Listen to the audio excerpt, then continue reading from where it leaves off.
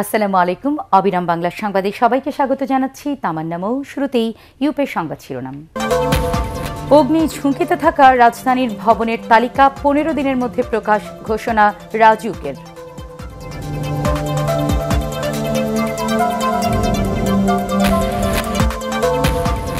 চতুর্থ ধাপে 122টি উপজেলায় ভোটকাল, 16টিতে ইভিএম।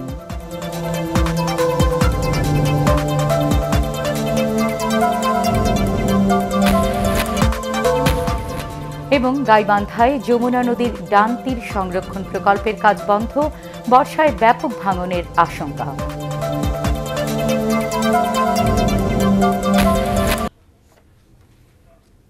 শুনছিলেন ইউপের সংবাদ শিরোনাম। আগুনে ক্ষতিগ্রস্ত বনানীর এফআর টাওয়ার পরিদর্শন করছেন দুর্যোগ ব্যবস্থাপনা মন্ত্রণালয়ের তদন্ত কমিটির সদস্যরা। সেখানে আছেন আমাদের সহকর্মী শরফুল আলম। আমরা এখন সরাসরি চলে যাচ্ছি শরফুলের কাছে।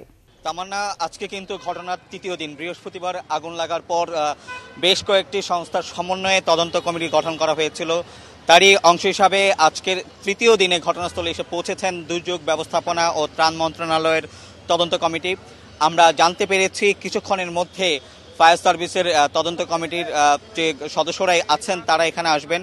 এর পাশাপাশি ঢাকা উত্তর সিটি কর্পোরেশনের যারা আছেন তারাও এখানে আসার কথা রয়েছে। পূর্ত মন্ত্রণালয় সহ বেশ কয়েকটি সেবা সংস্থার যে তদন্ত কমিটি গঠন করা হয়েছে তারা কিন্তু এখানে আছেন এবং তারা এখানে এসে পুরো ভবনটি পরিদর্শন করবেন এবং পরিদর্শন শেষে আসলে জানা যাবে। এই মুহূর্তে আপনাকে যদি একটু বলি যে এই মুহূর্তে ভবনটি যে সেবা সংযোগ ছিল, অর্থাৎ বিদ্যুৎ, গ্যাস, পানি, সেই সেবা সংযোগ কিন্তু বিচ্ছিন্ন করে দেওয়া হচ্ছে। ঢাকা উত্তর সিটি কর্পোরেশন সহ বিভিন্ন সেবা প্রদানকারী সংস্থা তাদের কর্মীরা কিছুক্ষণ আগে এখানে এসছেন, এসে তারা মোটামুটিভাবে প্রস্তুতি নিচ্ছেন এই সেবা সংযোগগুলো বিচ্ছিন্ন করার জন্য। এবং এরই অংশ হিসাবে এখানে বিদ্যুতের যে সেবা সংযোগটি ছিল কিছুক্ষণ আগে আমাদের সামনেই সেই সেবা সংযোগটি বিচ্ছিন্ন করে দেওয়া হয়েছে। আমরা অপেক্ষা করছি আর কিছুক্ষণ পরে এখানে ঊর্ধ্বতন কর্মকর্তারা আসবেন, সরকারের বিভিন্ন সংস্থার প্রধান যারা তাদেরও আসার এখানে কথা রয়েছে।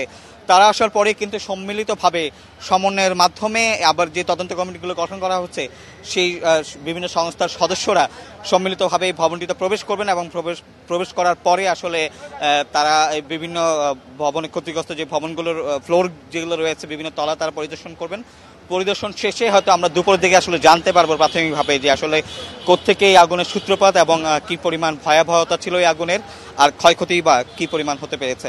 তো মোটামুটি এই ছিল এখানকার সর্বশেষ খবর। আরেকটি বিষয় বলে রাখা প্রয়োজন, সেটা হচ্ছে আজকে তৃতীয় দিন কিন্তু তারপরেও কিন্তু এখানে উৎসুক জনতার ভিড় রয়েছে, অর্থাৎ বিভিন্ন শ্রেণী পেশার মানুষ তারা আসছেন এই এফআর ভবনকে দেখার জন্য। সেই ভয়াবহ যে অগ্নিকাণ্ড ঘটে গেছে দুদিন আগে, সেই ভয়াবহতা তারা টেলিভিশনে পত্রিকা দেখলেও অনেকেই চাচ্ছেন সরাসরি যে এই ভবনটার কি অবস্থা, এখন কাউকে খুঁজে পাওয়া যায় কিনা, অথবা যে উদ্ধার কার্যক্রম পরিচালিত হচ্ছে, অর্থাৎ যে তদন্ত কমিটি যারা এখানে আসছেন তারা কিভাবে তদন্ত করেন, এরকম কিন্তু বিভিন্ন রকমের কৌতূহলী মানুষের আনাগোনা কিন্তু এখানে রয়েছে। এবং আপনি জানেন যে ওই ঘটনার পর থেকে কিন্তু গুলশান থেকে বনানী যেতে যে রাস্তাটি আছে তার এক পাশ কিন্তু সম্পূর্ণভাবে এখনও বন্ধ করে রাখা হয়েছে।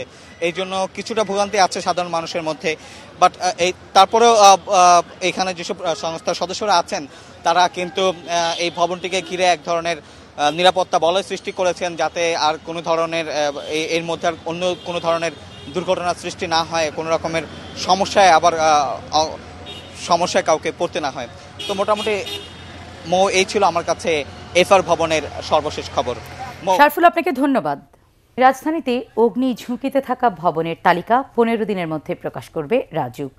গতকাল আগুনে ক্ষতিগ্রস্ত এফআর টাওয়ার পরিদর্শন শেষে একথা জানান সংস্থাটির চেয়ারম্যান আব্দুর রহমান। দুর্ঘটনার কারণ খতিয়ে দেখে রাজউকের তদন্ত কমিটি 3 দিনের মধ্যে প্রতিবেদন দেবে বলেও জানান তিনি। দেখুন হুমায়ুন চিস্তির রিপোর্ট।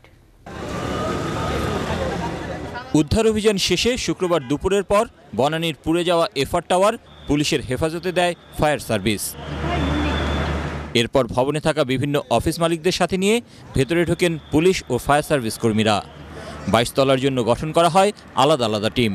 প্রত্যেকটা জিনিস কালো হয়ে আছে, হিট হয়েছে এটা বোঝা যাচ্ছে, টাইলস ফেটে গিয়েছে।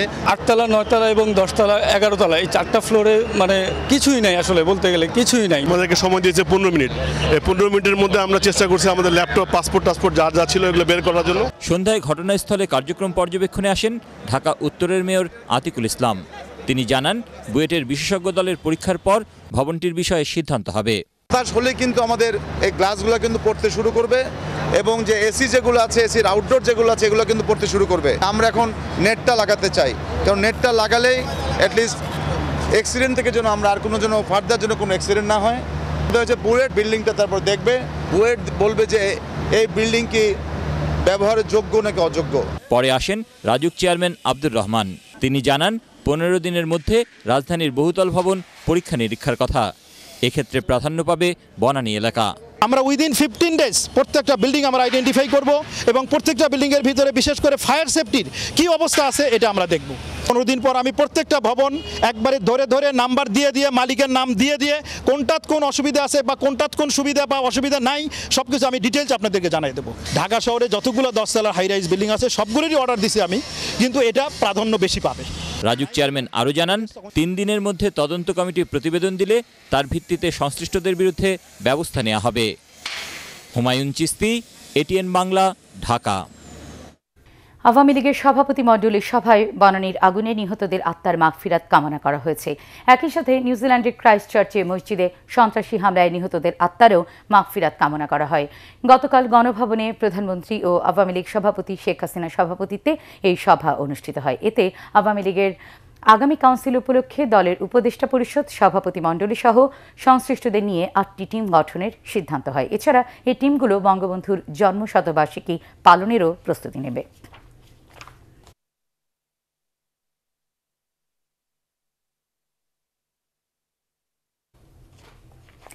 জবাবদিহিতার অভাব আর নৈরাজ্যের কারণেই বারবার একই ধরনের দুর্ঘটনায় মানুষ প্রাণ হারাচ্ছে বলে মন্তব্য করেছেন বিএনপি মহাসচিব মির্জা ফখরুল ইসলাম আলমগীর।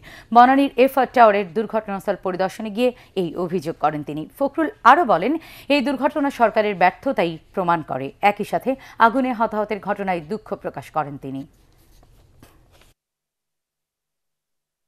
হৃদয় বিদারক মর্মান্তিক একটি ঘটনা, অগ্নিকাণ্ড, যা আমাদের সকলকে অত্যন্ত মর্মাহত করেছে। দুর্ঘটনাগুলো সংঘটিত হচ্ছে, কিন্তু সরকার সেইভাবে ইফেক্টিভ কোনো মেজার নিতে ব্যর্থ হচ্ছে। এটা আমার কাছে মনে হয় যে সার্বিক যে নৈরাজ্য, সেই নৈরাজ্যের জন্য সংঘটিত হচ্ছে এবং একই সঙ্গে যে জবাবদিহিতার কোনো ব্যবস্থা নেই, এই যে অ্যাকাউন্টেবিলিটির কোনো কোথাও কিছু নেই, সেই কারণে আজকে এই ধরনের দুর্ঘটনাগুলো এইভাবে সংঘটিত হয়ে পড়ছে, কারণ তার কোনো ব্যবস্থা নেওয়া সম্ভব হয় না। চতুর্থ দফায় 122টি উপজেলায় ভোট হবে কাল। নির্বাচন সুষ্ঠু ও শান্তিপূর্ণ করতে সব প্রস্তুতি শেষ করেছে নির্বাচন কমিশন। আজ কেন্দ্রে কেন্দ্রে পাঠানো হবে ভোটের সরঞ্জাম। নির্বাচন কমিশন জানিয়েছে 122 উপজেলার মধ্যে 16টিতে ভোট হবে ইলেকট্রনিক ভোটিং মেশিন ইভিএমে। বিএনপি সহ কয়েকটি রাজনৈতিক দল অংশ না নেয় নির্বাচনে মূলত প্রতিদ্বন্দ্বিতা হবে আওয়ামী লীগ ও বিদ্রোহী প্রার্থীর মধ্যে। কোথাও কোথাও সহিংসতার আশঙ্কা করছেন ভোটাররা। চতুর্থ ধাপে 127 উপজেলায় ভোট হওয়ার কথা থাকলেও বিভিন্ন কারণে ময়মনসিংহের ত্রিশাল, পিরোজপুরের মঠবাড়িয়া, কুমিল্লার বরুড়া, ফেনীর ছাগলনাইয়া ও খুলনার ডুমুরিয়ায় উপজেলা নির্বাচন স্থগিত করা হয়েছে।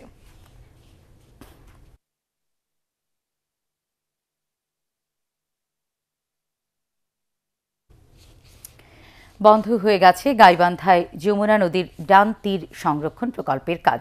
295 কোটি টাকার প্রকল্পটি বন্ধ হয়ে যাওয়ায় গাইবান্ধা সদর আর ফুলছড়ি উপজেলায় ব্যাপক ভাঙনের আশঙ্কা করা হচ্ছে। পাশাপাশি ক্ষতিগ্রস্ত হতে পারে পাশের সাঘাটা, পলাশবাড়ি এবং গোবিন্দগঞ্জ উপজেলাও। গাইবান্ধা থেকে ইদ্রিসুজ্জামান মোনার রিপোর্ট, জানাচ্ছেন রোকসানা ইভা। গত কয়েক বছরে গাইবান্ধা সদর উপজেলার বাগুড়িয়া থেকে ফুলছড়ির গজরিয়ার গণকবর পর্যন্ত যমুনা নদীর ভাঙনের ব্যাপকতা বেড়ে গেছে। ভাঙন প্রতিরোধে নদীর ডান তীর সংরক্ষণ নামে গত বছর প্রকল্প হাতে নেয় পানি উন্নয়ন বোর্ড। 295 কোটি 50 লাখ টাকা বরাদ্দের প্রকল্পটি 2021 সালের জুনে শেষ হওয়ার কথা। প্রকল্পের আওতায় 4500 মিটারের মধ্যে 2400 মিটার লুপ কাটিং করে ক্যানেল তৈরি করেছে ঠিকাদারি প্রতিষ্ঠান। চলছিল কিছু এলাকায় ব্লক দিয়ে ভাঙন প্রতিরোধের কাজও। তবে গত 5 মার্চ কাজ বন্ধ করে দেয় পানি উন্নয়ন বোর্ড। এই বাঁধটা একবার ভাঙিয়ে আমরা অনেক লোক কষ্ট পাইছি। এখন ক্যানেল খোঁড়ার পর যদি কাজটা না হয়, পরবর্তীতে আমাদের আরো করুণ কষ্ট হবে। হঠাৎ করে কাজটা থমকে গেল। আজ যদি এই কাজটি বন্ধ হয়ে যায়, পানি উন্নয়ন বোর্ড যদি এই কাজটি না করে, 7টি ইউনিয়নে আবার নদী গর্ভে চলে যাবে। 7 দিনের নোটিশে প্রকল্পটির কাজ বন্ধ করে দেয় আর্থিকভাবে ক্ষতিগ্রস্ত হওয়ার দাবি করেছে ঠিকাদারি প্রতিষ্ঠানটি। ডাম্পিং আমরা শুরু করছিলাম, ট্রান্সপোর্ট কর্তৃক গণনা হচ্ছিল, হঠাৎ করে 5 তারিখে ট্রান্সপোর্ট উইথড্র করে নিয়ে যায়। আমরা তখন জানতে পারি যে কাজটি ক্যান্সেল করা হয়েছে। তা আমরা কাজে কোনো রকম গাফিলতি করিনি। এদিকে সময় অনুযায়ী কাজের অগ্রগতি না হওয়ায় ঠিকাদারি প্রতিষ্ঠানের সাথে চুক্তি বাতিলের কথা জানিয়েছে পাউবো। কাঙ্ক্ষিত অগ্রগতি অর্জন করতে আমরা পারিনি, তা কাদের দা করাতে পারিনি। তাদের সাথে ওই চুক্তিটা আমাদের উদ্বোধন মহলে মিনিস্ট্রি প্লাস আমাদের বোর্ডের বিভিন্ন পর্যায়ের ডিসিশন মোতাবেক কাজটা তাদের সাথে চুক্তি বাতিল হয়। এ ব্যাপারে যথাযথ ব্যবস্থা নেওয়ার কথা জানিয়েছে জেলা প্রশাসন। পানি সম্পদ প্রতিমন্ত্রী ঘুরে গেছেন, উনি বলেছেন যে এখান দিয়ে গিয়ে এই বিষয়ে প্রয়োজনীয় ব্যবস্থা নেবেন। এই বিষয়ে আমরা পানি উন্নয়ন বোর্ডকে বলবো যেটা দ্রুত এই বিষয়ে প্রয়োজনীয় ব্যবস্থা গ্রহণ করে। যমুনার ভাঙন রোধে প্রকল্পটির দ্রুত বাস্তবায়ন দেখতে চান গাইবান্ধাবাসী। Bureau report, ATN Bangla. School ছাত্রীর আবেদনে সাড়া দিয়ে বন্ধ করে দেওয়া হলো দিনাজপুরের হয়বতপুরের 2টি ইটভাটা। ওই 2টি ভাটার পরিবেশ দূষণের কারণে ঝুঁকির মধ্যে পড়ে পার্বতীপুরের হয়বতপুর সরকারি প্রাথমিক বিদ্যালয়ের শিক্ষার্থীদের স্বাস্থ্য। এ সমস্যার কথা তুলে ধরে সামাজিক যোগাযোগ মাধ্যম ফেসবুকে আলোড়ন তোলে 2য় শ্রেণীর এক ছাত্রীর আবেদন। এরপরই বন্ধ করে দেওয়া হয় ইটভাটা 2টি। দিনাজপুর থেকে হুমায়ুন কবিরের রিপোর্ট, জানাচ্ছেন মালিহা ওয়াদুদ-চাঁদনী।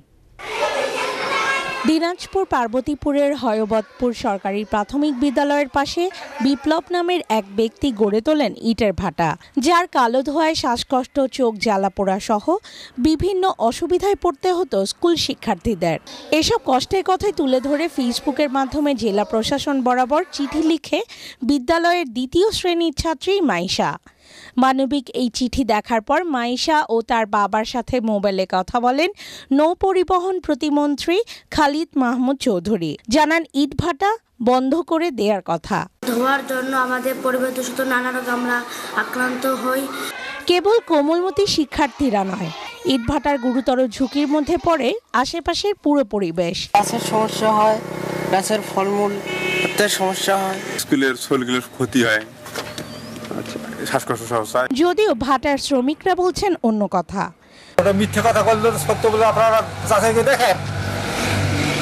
কালকে স্কুল ভাড়া বন্ধ করে দিচ্ছে। ছোট্ট শিশুর আবেদনে ইটভাটা বন্ধ হওয়ায় খুশি স্কুল কর্তৃপক্ষ সহ এলাকাবাসী। এত পাশাপাশি কালো ধোঁয়া সকলের ক্ষতি হতে পারে। যেহেতু স্কুলের খুব কাছাকাছি ভাড়াতে একটা দীর্ঘমেয়াদী একটা ক্ষতি হবে, স্কুলের বা এলাকার ক্ষতি হবে। পরিবেশ অধিদপ্তর বলছে ছাড়পত্র ছাড়াই তৈরি হয়েছিল ইটভাটা 2টি। এ ব্যাপারে এখন ব্যবস্থা নেয়ার আশ্বাস কর্মকর্তাদের। এই বছর আবার আমরা শুনতে পেলাম যে তারা চালু করছে এবং এরকম পার্শ্ববর্তী স্কুলগুলোতে পরিবেশগত বিভিন্ন ধরনের সমস্যা হচ্ছে। রিট আছে আমাদের কাছে, যেটা কাগজ আছে সেই রিটটা আমরা ভ্যাকেট করবো করে এটা উচ্ছেদের ব্যবস্থা। Bureau report, ATN Bangla. এবার পার্টিক্স খেলার খবর।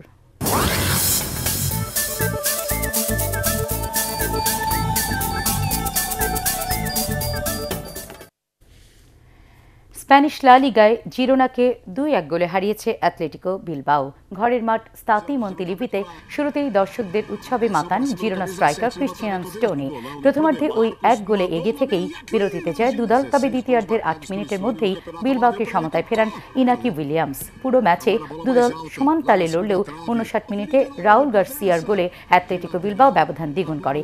সেই গোল আর শোধ করতে পারেনি ইউসেবিও সেক্রিস্তানের শিষ্যরা, আর তাতে 29 ম্যাচে 34 পয়েন্ট নিয়ে টেবিলের 12তে নেমে গেল জিরোনা। সমান ম্যাচ শেষে বিলবাওয়ের অবস্থান 8-এ। পাকিস্তানকে চতুর্থ ওয়ানডেতে 6 রানে হারিয়ে 5 ম্যাচ সিরিজে 4-0 এগিয়ে গেল বিশ্ব চ্যাম্পিয়ন অস্ট্রেলিয়া। জোড়া সেঞ্চুরি করেও পরাজয়ের বৃত্ত থেকে বের হতে পারল না পাকিস্তান। দুবাইয়ে শুক্রবার রাতে টসে হেরে ব্যাট করে ম্যাচ সেরা ম্যাক্সওয়েলের 82 বলে 98 রানের ঝোড়ো 7 উইকেটে 277 রান তোলে অস্ট্রেলিয়া। উসমান খাজা করেন 62 রান। পাকিস্তানের বোলার মোহাম্মদ হোসেন, ইমাদ ওয়াসিম ও ইয়াসির শানান 2টি করে উইকেট। জবাবে অভিষিক্ত আবিদ আলী আর মোহাম্মদ রিজওয়ানের সেঞ্চুরিতেও পরাজয় ঠেকাতে পারেনি পাকিস্তান। 271 রানে থামে 8 উইকেট হারানো ইমাদ ওয়াসিমের দল। আবিদ আলী 114 ও রিজওয়ান করেন 104 রান। অজিজ পেসার কোন্টাল নাইল 53 রানে 3 উইকেট নিয়ে পাকিস্তানের ইনিংসে ধস নামান। আগামী রোববার দুবাইয়ে শেষ ওয়ানডেতে মুখোমুখি হবে দুদল। শেষ করার আগে ইউপি সংবাদ শিরোনাম আরও একবার। চতুর্থ ধাপে 122টি উপজেলায় ভোট কাল, 16টিতে ইভিএম।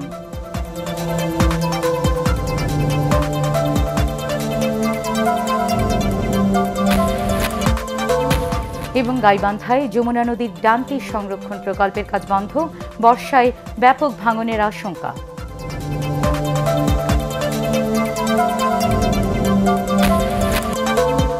পরবর্তী সংবাদ দেখার আমন্ত্রণ জানিয়ে এখনকার মতো শেষ করছি। দর্শক, এটিএন বাংলা সংবাদ ইউটিউবে দেখতে ব্রাউজ করুন www.youtube.com/ATN Tube News। সাবস্ক্রাইব করে থাকুন এটিএন বাংলার সাথে। আল্লাহ হাফেজ।